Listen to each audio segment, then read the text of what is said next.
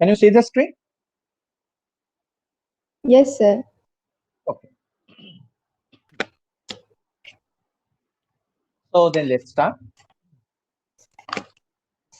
So that is, we'll be starting on with the Heisenberg uncertainty principle, which we did in the last class also. And this says that it is not possible to determine the position and the momentum simultaneously with equal degree of accuracy. That means position and momentum, these two things cannot be determined at the same time. We cannot actually accurately determine the position and the momentum. By momentum here we refer to the velocity also. But these two things, they cannot be determined at the same time. And if you're trying to even do it, if you're trying to calculate, what will happen? There will be error in your calculation. And he said that the minimum error that will come in your calculation is greater than h by 4 pi. So delta x into delta px is greater than equal to h by 4 pi. So what is delta x? Delta x is the uncertainty in the determination of position. And what is delta px? That is uncertainty in the determination of momentum. So these are the errors in position and momentum. And the minimum error will be greater than h by 4 pi. This was explained by the car example that I told you. You suppose if you're seeing a car which is moving at a very high speed. Now, if someone is asking you to tell the accurate position of the car, you cannot tell actually, because by the time you actually mark that position, the car has already moved from its place because the car is in high motion. So that's why by the time you are actually marking the position that is a car, here's the car, in the same time the car has actually moved from its position a few meters forward. Similarly, we cannot actually calculate the position. Again, if someone is telling you to calculate the velocity of this moving car, that also you cannot do because the car is constantly in motion. So the velocity, you cannot pinpoint the velocity at a particular place, because if you have to do that, then the velocity will have to become zero, and only then you can say the exact velocity at that point. So that is why here also we are seeing in a car daily life example, it is not possible to directly pinpoint the position of the car and the velocity with equal degree of accuracy. But since car is a large object, that is why over there the scope of error will be like very less. But consider the same thing for electron, where the car is that of a size of an electron and it is moving with an extremely high speed. So that means there the error chance will increase much more, and that is only what the Heisenberg principle is actually saying us. Okay, that we cannot actually simultaneously determine the position and the momentum. And the formula is delta x into delta px greater than equal to h by 4 pi. So now let's see that this formula can also be written in this way, that delta x into delta p, that is greater than equal to h by 4 pi. Now what is the formula of momentum that you have done in physics?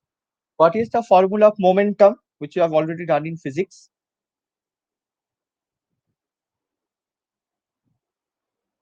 Remember, momentum is equal to mass into velocity.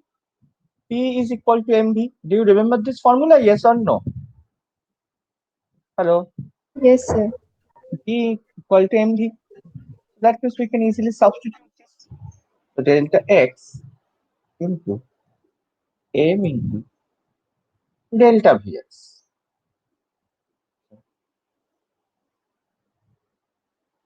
That is greater than equal to h by 4 pi.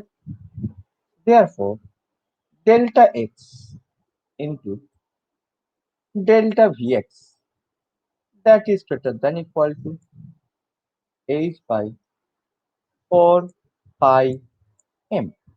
So this also can be another form of the Heisenberg equation. So we get two different equations. One is in this way and another one looks like this. It's basically the same thing. It just has been simplified a bit. That's it. And otherwise, it's exactly the same.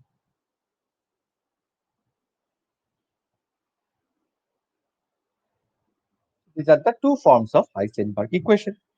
So now let's see a numerical. Then it will become easier for us. Like de Broglie equation, here also we'll be seeing numerical. The numerical says these principles, the questions of this Heisenberg de Broglie, these are very easy because only one formula is there, so easy to solve. Sums. It is saying that the mass of the object, mass is 40 grams. Suppose this is an object and the mass of the object is 40 grams. What is the speed? The speed is 45 meter per second. 45 meter per second. Okay. And another thing is being told that this accuracy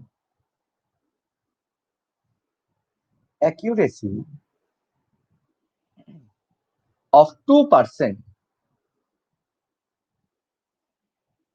in measurement of speed.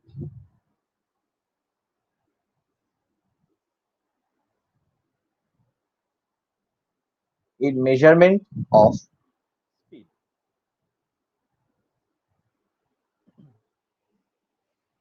So the question is asking us calculate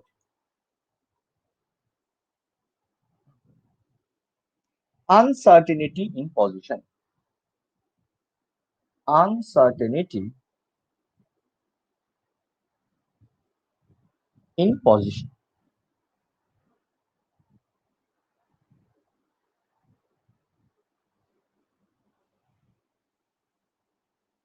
So let us see this one. Jay, what does this mean? This though you understand mass is 40 gram, speed 45 meter per second, no problem over there. These two values we understand. Now this is something which looks new to us, which we do not understand. What does this line mean? An accuracy of 2% in measurement of speed. So that means this one means that there is a 2% error. 2% error. 2% error margin. There is a 2% error margin in the measurement of this speed. So what is the error? That is 2% of 2% of 45. So which is equal to 2 by 100, 2 by 100 into 45. So that is equal to 0.9 meter per second. 0.9 meter per second. 2% of 45, we get 0.9 meter per second. So that means this is the error in the speed. So we get the value of delta V. So delta V, that is the error in speed or the uncertainty in velocity, that is equal to 2% of 45, which is equal to 0.9 meter per second. So accuracy of 2% in measurement of speed mane 2% error margin. Okay. And M is already told to us, that is 40 grams. 40 grams. So that is equal to 40 into 10 to the power of minus 3 kg, because we need to convert it into SI units. So that is why kg. Now let us find out delta x. Only one formula, that is delta x into delta v that is greater than equal to h by 4 pi m. Let's do it. It will be delta x into, delta x is greater than equal to, the question has asked us about uncertainty in position. That means delta x is being asked in the question. So h by 4 pi m into delta v. So now just put the values, that is equal to, what is h? H is 6.6 into 10 to the power of minus 34 divided by 4 pi m. What is m? This 40 into 10 to the power of minus 3. 40 10 to the power of minus 3. And what is this? Delta V? 0.9 meter per second. So 0.9 meter per second. So if you do the calculation, your answer will come somewhere close to 1.55, 1.5 into 10 to the power of minus 33 meter. Minus 33 meter. So this is the x, delta x greater than equal to 1.55 into 10 to the power of minus 33. So the minimum value, what will be the minimum value? So delta x equal to 1.5 into 10 to the power of minus 33 meter. So this is the answer of this particular question. But we are not interested in the answer over here, because we are trying to understand one thing. That what can you see from here is that h, the delta x value is very small, 10 to the power of minus 33. So this value is basically too small to be actually measured. This value is so small that it cannot be measured. Because 10 to the power of minus 33, we cannot measure such a small value. Mathematics will give us a practical, theoretical value. That always gives us a value. For example, you have learned also in mathematics, suppose this is one line, this is another line. So these are two parallel lines. Okay. Mathematics says that parallel lines meet at infinity. Parallel lines will meet each other at infinity. That is the answer of mathematics. But we know that parallel lines in reality, practically, they never meet each other, because ultimately no one can reach infinity. The more closer you are to infinity, the farther it gets away from there. Okay. So that's why mathematics says that parallel lines will meet at infinity. But practically, parallel lines never meet us. So here also, you are getting a mathematical value of delta x. That is 1.5 into 10 to the power of minus 33 meter. But in practicality, this value is so small that we do not have any other instrument, anything to actually measure this value. And this is value is so small that it will not cause any change also in the particular object. Okay. So that's why we can say, therefore, Heisenberg's principle, therefore, just like we did it for de Broglie in the previous classes, here also, Heisenberg's principle, Heisenberg's principle, Heisenberg's principle is not applicable, is not applicable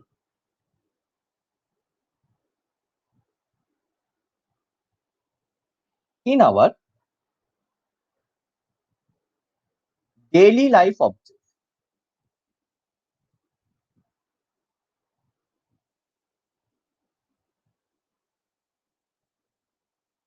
That is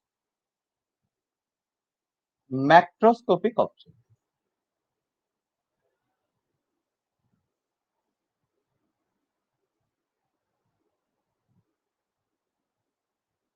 For any such big objects in our day-to-day life, these objects over there, we cannot apply the Heisenberg's uncertainty principle because we are seeing that the value of this uncertainty is like extremely small, so small that it even cannot be measured. So that's why, just like de Broglie equation, Heisenberg principle is also applicable to this microscopic object like electron, photons,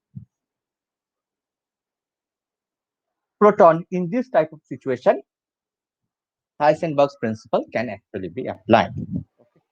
So is it clear to everybody? Yes or no? Yes, sir. Yes, sir. Yes. Okay. So this was the Heisenberg's principle. So you might get sums from Heisenberg's principle in your exams.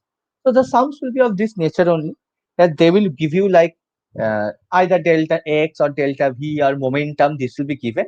You will apply the formula and you can get the answer. So as you can see by now, that is the sums of chemistry are quite easy. Okay, it's not like physics or mathematics like where you have to use too much of brain to think what will happen, what step to do after this one. Here you do not have such complication. Here you have like only one formula is there. So what there are like very few chances of complicating the question. Here, whatever question you will get, it will be like a straightforward question. Direct questions will come. Just put the values in the formula. One will be unknown. Find out the unknown. That's it.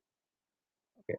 Yes, as you are seeing also that chemistry has like too many topics that in this one chapter we are seeing so many topics, so many small topics. But the topics individually, first of all, are small and they're easy also individually. Say we did de Broglie, only one equation. Then you are doing Heisenberg, one equation over here. So the topics are individually small. They have like one or two formulas, and the questions that can come is just putting the values in the formula and getting the answer. That's it, and nothing else.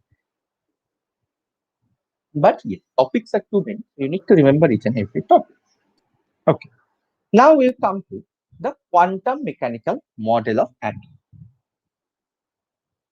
The quantum mechanical model of atom.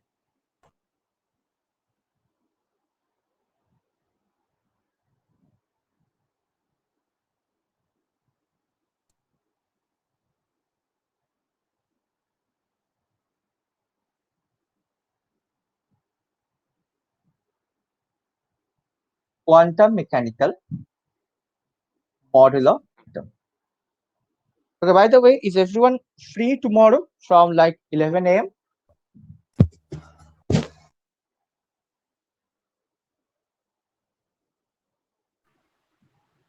From Yes, 11? sir. From 11 a.m. tomorrow, are you free? Yes. Yes, sir. Everyone is free, right?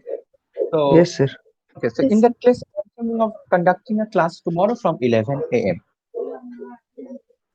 Okay, so any problems, anyone from 11 a.m.? No, sir. No, Okay, sir. No, sir. so in that case, 11 a.m. tomorrow class.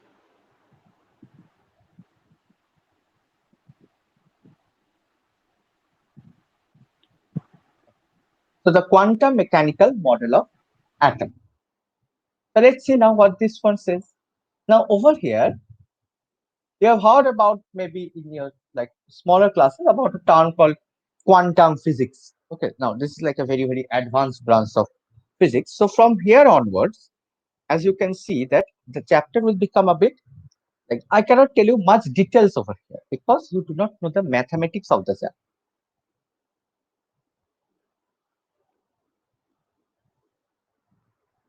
Quantum physics requires much mathematics to be known.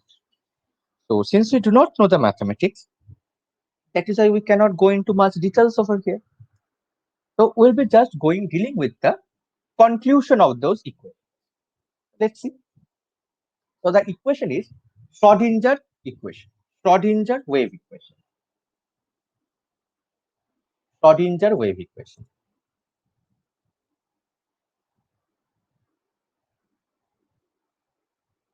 Schrodinger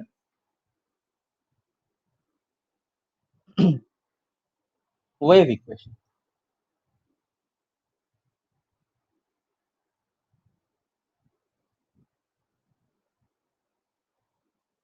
Okay.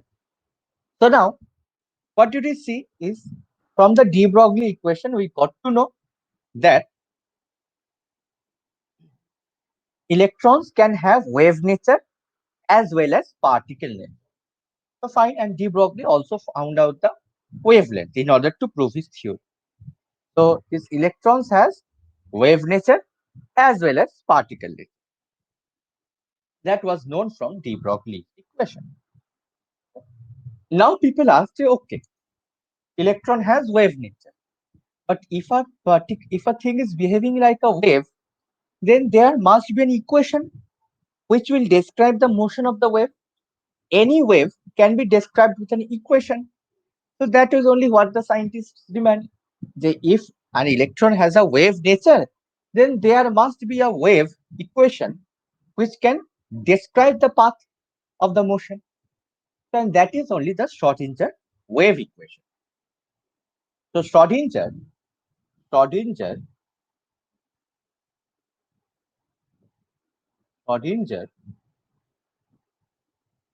proposed a wave theory, proposed a wave theory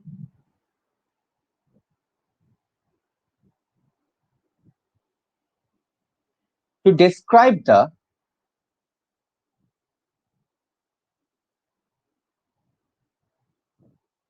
to describe the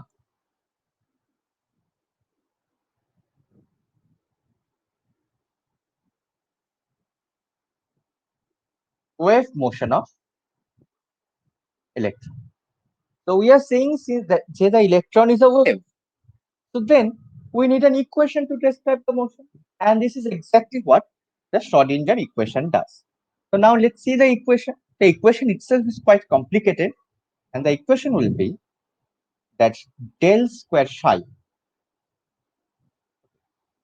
Now this is del, okay? This is called del and not d. So it's del square psi divided by del x square plus del square psi divided by del y square plus del square psi divided by del z square plus 8 pi square m divided by h square into e minus v psi. That is equal to, okay. So this is known as the Schrodinger wave equation. This is the simplest form of a Schrodinger wave equation. This is a basic equation. Obviously, if you put the values of psi, then the equation will become more big and more complicated. So now you must be thinking that what is this? This is something that is completely unknown to us, all the symbols and everything. So the good thing is you do not need to know this. Okay, you just need to remember the equation. That will be more than enough. Understanding it is not something that you can do at this level because this is taught in life either in the last year of bachelor's or basically it is mainly taught in the master degree level, not even in bachelor's. So that's why you just need to know the equation, the Schrodinger wave equation. So what is this equation? This type of equation is known as a differential equation. So in mathematics, you must have heard that there is a chapter called differentiation and there is also a chapter called integration. So if you see your maths book, there in class 11 only, you will have trigonometry, then suppose permutation, combination, coordinate geometry. Then at the end, near the end, you can see a chapter called differentiation. Okay, so differentiation is there. Then in class 12, you have integration.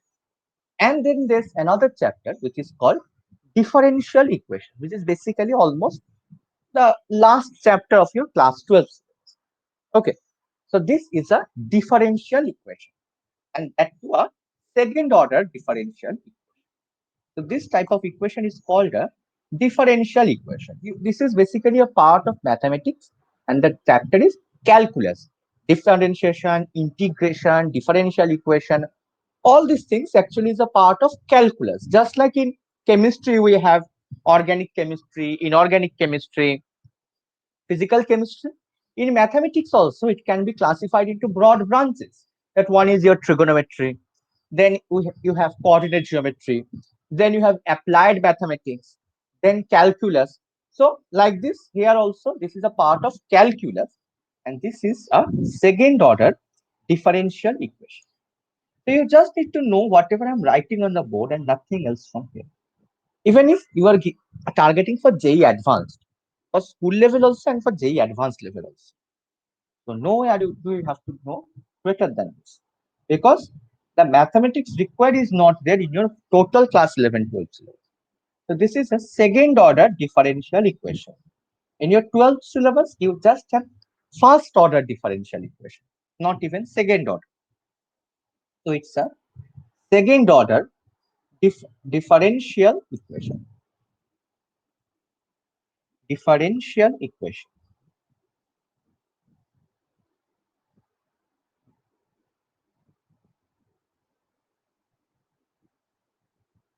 Second order differential equation.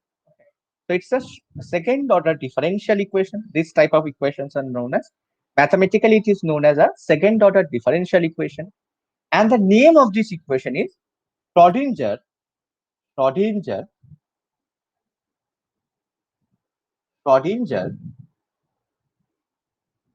time independent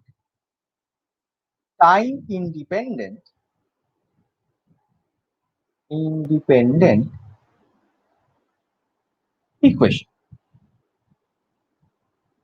So the name of this equation in chemistry is known as the Schrodinger time independent equation.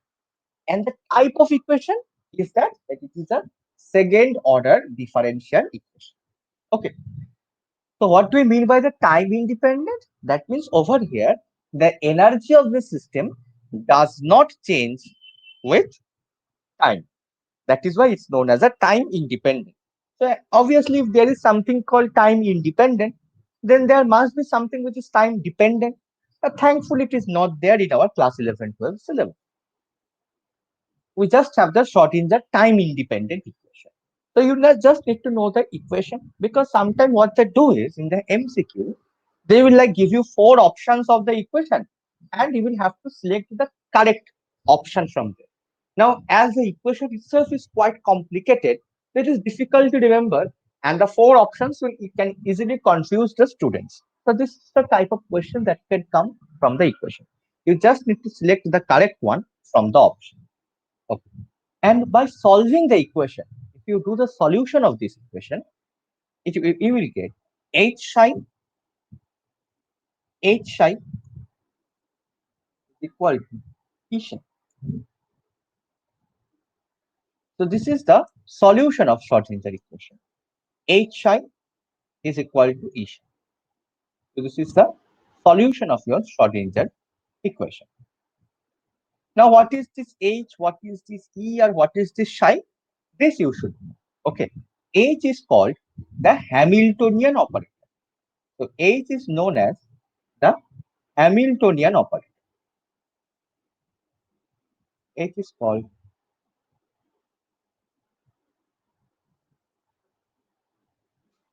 Hamiltonian operator. What is E called? E is called the energy operator. E is known as the energy operator. And what is psi called? This is called psi, okay? The psi is called the wave function.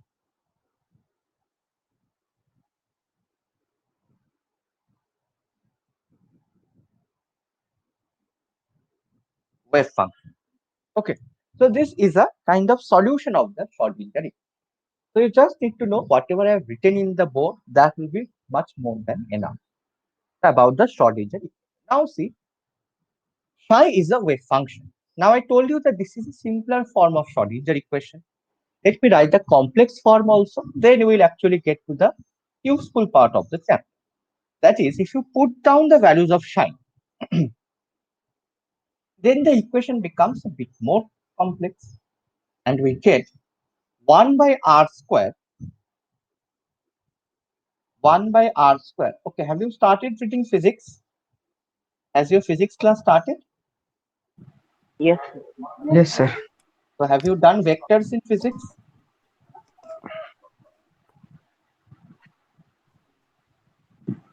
Vector done in physics? No, sir. Okay. So that means you do not know about this. Like suppose this is x-axis, this is y-axis. This you know. And then there can also be z-axis also. Have you done the z-axis? Three-dimensional. No, sir. So when will vector be taught? Which chapter are you doing at this moment in physics? Units and measurements. Okay, so then after that dimension analysis, I guess, then you have vectors. That means I have to switch this.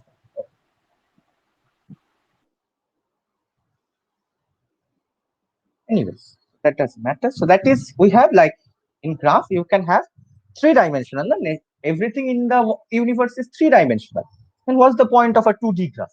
Nothing is two-dimensional. So for representing all these stuffs around us, we need something 3D. So that is why graphs has to be 3D. The z-axis is the third dimension, and that's all. Length, breadth, height. So that is a Cartesian system, and this equation is a polar coordinate system. Anyways, write down the equation. Del psi by del psi by del del r. Del psi by del r plus 1 by r square sine theta plus 1 by r square sine theta plus 1 by r square sine theta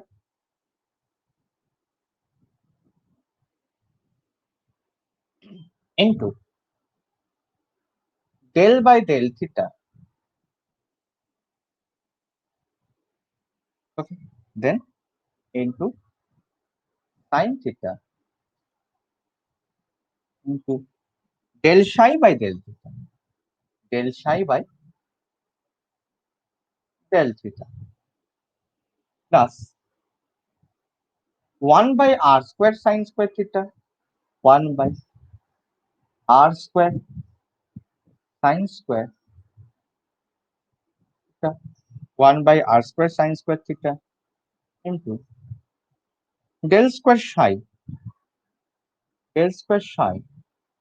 divided by del phi square. Del square psi divided by del phi square plus 8 pi square m by h square into e minus ep into psi, that is equal to 0. And in this equation, time is constant. Time constant. So yeah, so this is your Schrodinger equation. Okay, so if you just from this equation, if you put all the values into this box equation, then you will get to this one. This is in the polar coordinate.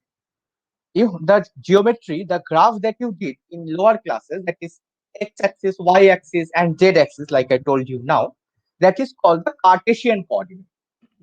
Now, graph has another system of representation that is known as the polar coordinate. So this is the representation in polar coordinate. Okay. Now you must be thinking that it's a huge formula to remember. So this is nowhere needed in your class 11, 12 syllabus, neither in the BSc syllabus. So why did I write this equation? because we are interested in the solution of this equation. So don't even think of even going through this equation. Go through the previous equation, remember that one. But don't even go or read through this equation. This is just for the sake of writing, for making you understand how things are actually coming. That's all. So if you solve this equation, it's a big solution also. It takes like 3 to 4 page solution. We did it in our college days. So then psi is equal to function of r theta phi. That is equal to, now look carefully, the solution we will get is r n comma l. Okay. R into h. Now this h, I am not just circling it out of my wish.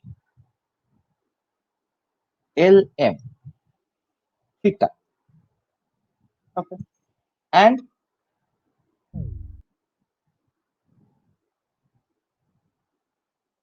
Fm phi.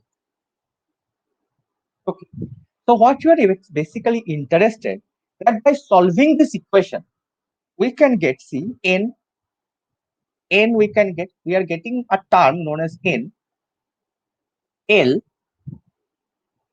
and m. So we get these terms n, l and m, and basically we learn about them only, that n, l, m, what does they mean. Now from here again we come back to our syllabus. So this page is not there, just for the sake of telling how the things are actually coming. So now we'll be doing the quantum numbers. Quantum numbers. Now we are slowly coming down to the most important part of the chapter. So quantum numbers. Quantum number. What is quantum number? See, just like you have address. So if I am to find you, if I am to suppose send you a letter, then what do I need to write? I need to write, suppose, Andaman, right? Andaman, North Andaman. So I will write North Andamans. Then I will write the name of your locality, and then I will write, suppose, the house number, kind of. Okay. And obviously pin will be there. Pin will be given. So North Andaman, pin, the name of your locality, and the house number, right? So this will be kind of the format of the address that I will write. So that means if you give me the address, that means in this format, then I can exactly find your position, or at least I can say where you are. So that means this is known as your address, using which I can find you. So what is quantum number? Quantum number is the address of the electron. Quantum numbers is going to be the address of the electron. That's it. Just like you have your address, using which I can find you. Similarly, electrons also has an address. And the set of the parameters, see, there are few parameters in your address also. One is the main area, that is North Andaman. Then inside North Andaman, you have your locality. Inside the locality, you have your house number. Okay. So just like in this order only, electrons also have their address, and that address is only known as the quantum numbers. And how are you getting this quantum number? They are basically obtained by the solution of this large equation, the Schrodinger equation. So we will see each of the quantum number. So first we'll write the definition of quantum number. So did anyone like leave or enter the session?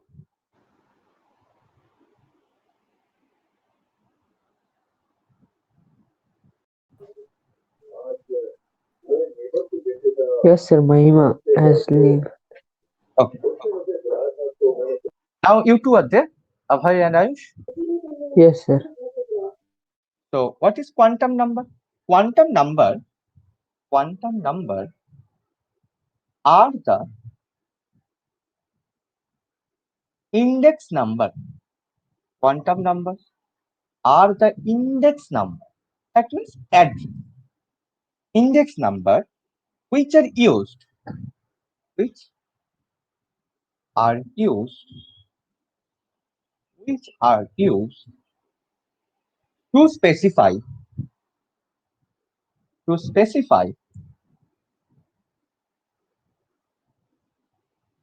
the position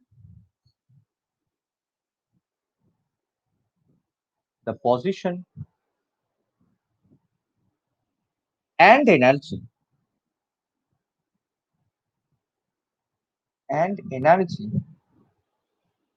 of an electron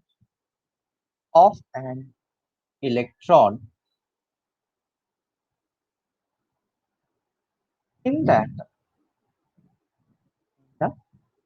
atom. So this too is like for just for the sake of writing the definition. Whenever you are writing definitions like in your copy or in exams, you have to give it in a nice representation in a technical terms.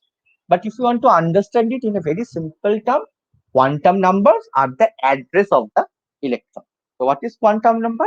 For understanding, for remembering it easily, it is the address of electron. And that is only what the definition says, that it is the index number which are used to specify the position and energy of an electron in the atom. So this is what you will write in your school exam or like copy. But for remembering easily, you will say quantum number is the address, because this big definition actually means this one. So we have 4 quantum numbers, just like your address, North Andaman, locality, house number. So your address has different parameters. So quantum numbers also has different parameters. So we have 4 quantum numbers. What are they? One is called the principal quantum number. So the first quantum number that has to be defined is principal quantum number. Principal quantum number, which is denoted by n. Then number 2 is the azimuthal quantum number. Azimuthal quantum number. Azimuthal quantum number, which is denoted by L. Number 3 is the magnetic quantum number. Magnetic quantum number, denoted by M.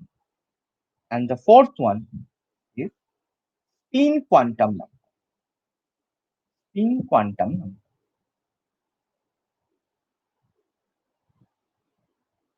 Spin quantum number, which is denoted by S. So you can see that in this Schrodinger equation that was written in the previous thing, we got N, L, M. So now we get to know the meaning of this N, L, M. N is the principal quantum number. This is the azimuthal quantum number, the magnetic quantum number, and the spin quantum number. Now you might say that in this equation, okay, I can see N, L, M. This can be said, but nowhere in this equation can we see S. S is not there in the equation. That's naturally S is not obtained by solving the Schrodinger equation. S was done much later. It is done by modifying the Schrodinger equation of B. So the spin quantum number is actually obtained by a modification of the, by slight modification of the Schrodinger equation. So that is why spin quantum number is not obtained directly from the solution of Schrodinger equation.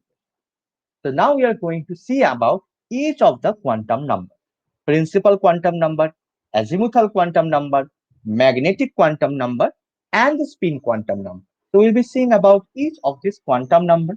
And what are these quantum numbers? This is basically the address of an electron. So we'll start first with the principal quantum number. Before that, is the idea of quantum number? Is it clear to both of you about the basic idea of what we mean by quantum number? Yes, sir. Yes, sir. So we have got it is the address. And now for address, obviously I need to know where North Andaman is, because if I do not know, what does the word North Andaman mean? Then so I can never find out, even if you give me the address. So here also, even if I know the value of principal quantum number, if I do not know what it actually means, then there's no meaning of that. Okay.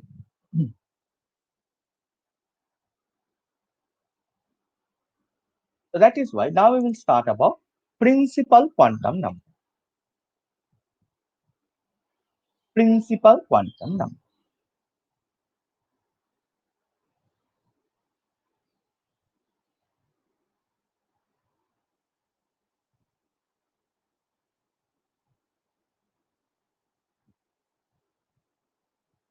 Principal quantum number, which is denoted by n. So this is number 1.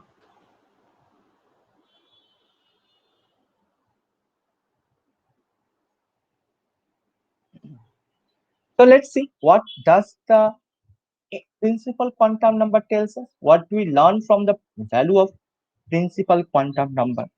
That means n, or the principal quantum number, gives an idea.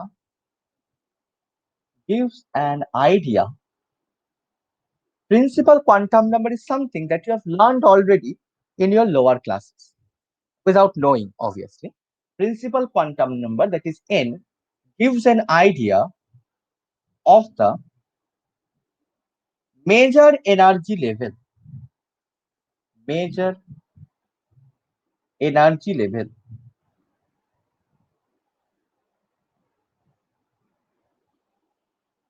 means orbit or shell. So in the lower classes, you have learned when you did the electronic configuration, then you learned about the shell, orbits, all those things. So basically, the principal quantum number means that only. It is telling us how many orbits are there or how many shells are there in the configuration. So orbit or shell, to which an electron belongs. Which an electron belongs. To which an electron belongs. So that means, so what can be the value of n?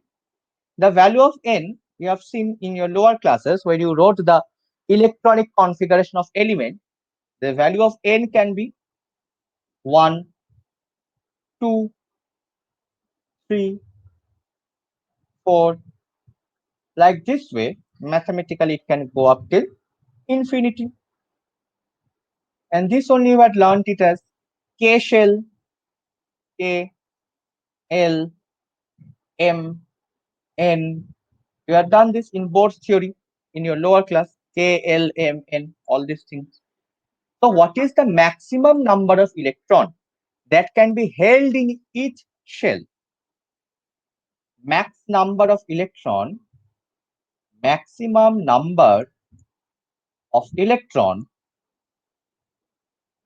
in each shell. That was also learned in lower classes. That is 2n square. That is 2n square. So that means what will be the value of maximum number over here? 2 into 1 square. That is equal to 2. So in the K shell or the first shell, maximum 2 electrons can be there. And what about the second shell? In the second shell, 2 into 2 square. So that means 8. So in the second shell, you can have a maximum of 8 electrons. Then in the third shell, 2 into 3 square. That is equal to 18. Then fourth shell, 2 into 4 square. That is equal to 32. So in this way, we can calculate. And this we have done also. See, suppose someone tells you to write down the configuration of sodium. Sodium's atomic number is 11. So you write 2, 8, 1. You have done these things. So that means this is your sodium. Now you make those circles. That first circle, first orbit, second orbit, third orbit.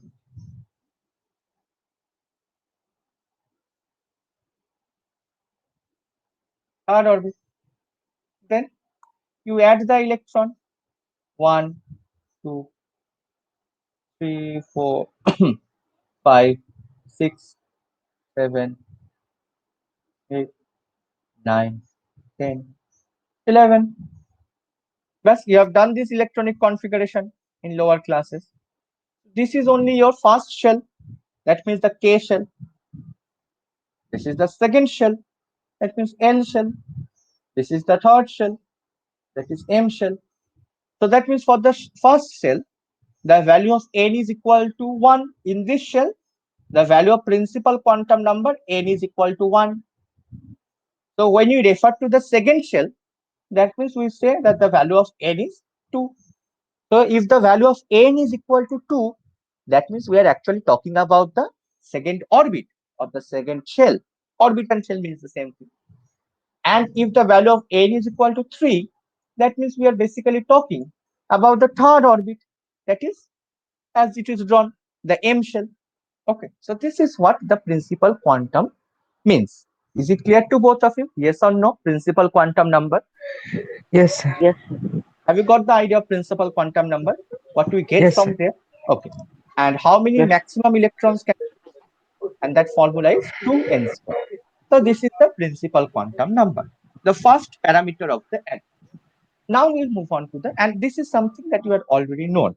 You already have the basic idea of principal quantum number from the configuration that you did in the lower classes. You knew the thing, just you didn't know at that time that this is only the principal quantum number. That's it. Next, we'll have the azimuthal quantum number. So the next one that we are going to see is the azimuthal quantum number.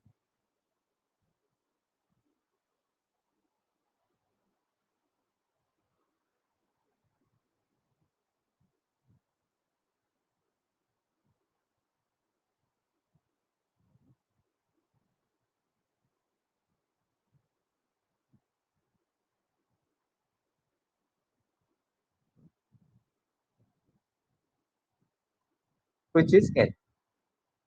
Now we are coming to the second quantum number. See, that is the azimuthal quantum number. So let's see what does this say. So we have, from your address, we have already learned about the how we are coming. What does the word North Andaman actually mean? So over here, the principal quantum number, that means the shell number, the orbit in which the electron is present. So now see,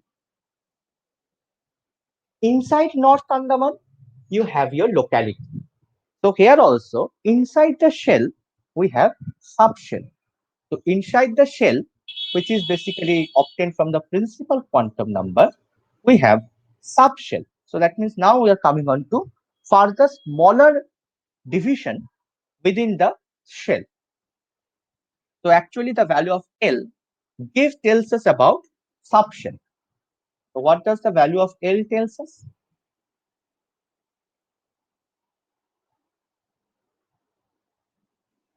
L gives us an idea.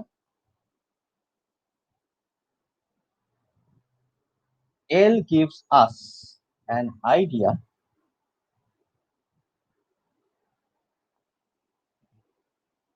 about the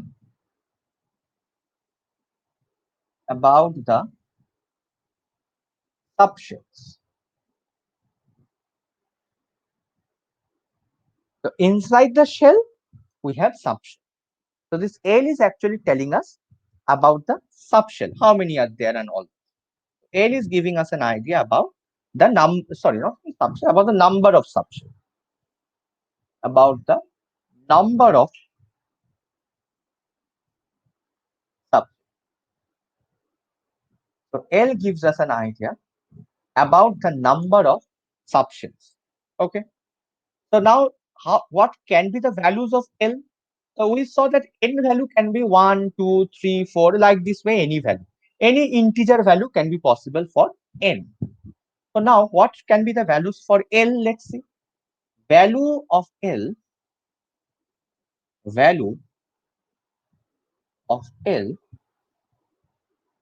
can be can be from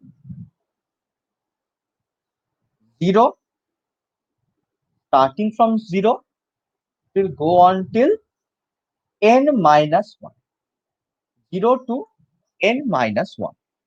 So that means this can be in this way: 0, 1, 2, 3, like this way till n minus 1. Okay, so for a particular value of n, the value of L can be 0 to n minus 1. So that means that if suppose n is equal to 1, then tell me what will be the value of L if the value, oh, I only wrote it. If the value of n is equal to 1, then the value of L will be 0, because only 0 is possible. It will start from 0, and n minus 1 means 1 minus 1 is also 0. So that means if n is equal to 1, then the value of L, the only possible value of L is 0. Okay, now you tell me, if n is equal to 2, then what is the value of L? What can be the values of L? 0, 0 and 1. yes, 0 and 1. So the L can be 0 and 1, because 0 to n minus 1. Not a single value, it can have 0, 1, 2 like this way till n minus 1. Over here n is equal to 2, so 2 minus 1 is equal to 1. That's it. Then suppose n is equal to 3. Then L will be 0, 1, 2. If n is equal to 4, then you have L is equal to 0, 1, 2, 3. Like this way, you can have the values of L. Now the thing is that what does this 0 mean or the 1 mean? They actually mean something. The subshell. We are saying that inside the shell, we have the subshell. So now let's see what is the meaning of this 0, 1, 2, all this meaning. So 0 means the S subshell. S subshell. If the value is 1,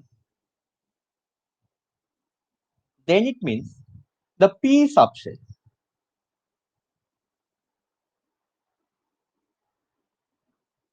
If the value is 2, then it means the D subshell. So if we have the value to be 2, then we have it to be as the D subshell.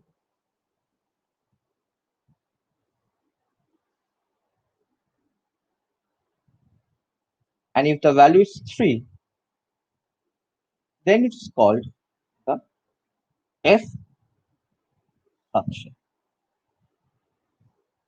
So these are the names. Suppose I don't know whether you have municipalities in Andaman. Suppose if there is a municipality, then municipalities has different ward numbers. Ward number 1, 2, 3, 4. So each locality is actually assigned a number, like ward number 1, ward number 2, ward number 3, like this way. But actually the locality has a name. It is not a number. It has a name. So here also, even though we are getting L to be the 0, what is the actual name of this L equal to 0? It is the S subshell. L is equal to 1 mane, it is the P subshell. 2 means D subshell. And F mane, it is the F subshell. Now each subshell has different shape. Now each subshell has different shape. Now the S subshell is spherical in its shape. It is spherical, like a football. The P subshell is dumbbell shape. Is dumbbell shape.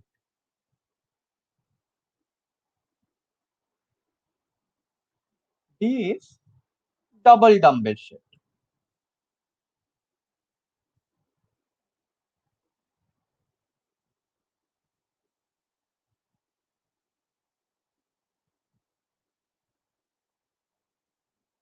and this F subshell is quite complicated in its shape. So it's complex in shape, can be written.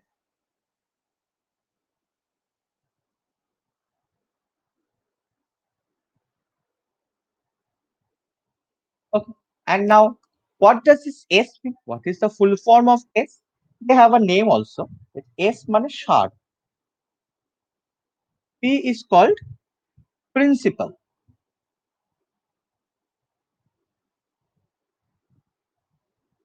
D is diffused.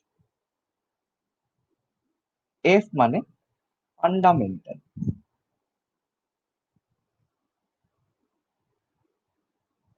Okay. So each value of L actually refers to a certain subshell. So 0 means the S subshell, 1 means the P, 2 means D subshell, and 3 is the F subshell. Now you might think I have written the shape also, the spherical, dumbbell shape, double dumbbell. So we'll learn about the shapes when you do the magnetic quantum number. When we'll be doing the magnetic quantum numbers, then we'll learn about the shape of these different orbitals. Okay. And how are you getting to this shape? It is not like that I have just written it arbitrarily, randomly I've written the shape. It's not like that. By solving the Schrodinger equation, that big equation, if I solve, then only you can actually get the shape of each of the orbital by solving, sorry, each of the subshell by solving the mathematical equation. That is the Schrodinger equation. That is, if you solve the Schrodinger equation, then from the solution only you can conclude this different shape of different orbital.